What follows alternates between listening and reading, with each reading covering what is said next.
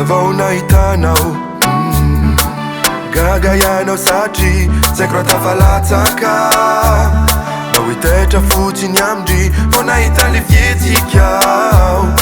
mafana ny anatiko any alonga mba de tsoroko aminao ay anao tsy nanaitra ny foko efa vavonao avela ho afanzazakanana zao te arady aminao nefiza tsy teo namana fa matiko alana vady anao avela ho afanzazakanana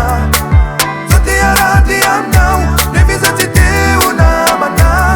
fa matiko alana vady anao aleo ambahitiny Matsapako ato ampo fianao irery any no masaka ato ando lay fijerinao maravoravy ny fanay ampihoany fizinao leo amalala hitory ny fitiavako anao avela ho afanzazakanana zao te arady aminao nefiza tsy teo namana fa matiko alana vady anao avela ho afanzazakanana arady aminao nefiza tsy teo namana fa matiko alana vady anao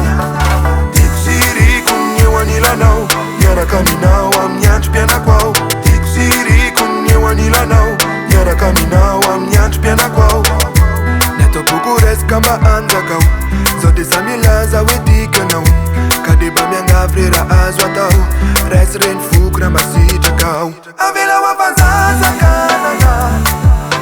arady aminao nefiza tsy teo namana fa matiko alana vady anao avela ho afanzazakanana zao te arady aminao nefiza tsy teo namana fa matiko alana vady anao tiako siriko ny eo anilanao miaraka aminao amin'ny androm-pianako ao tiako siriko ny eo anilanao miaraka aminao amin'ny androm-pianako ao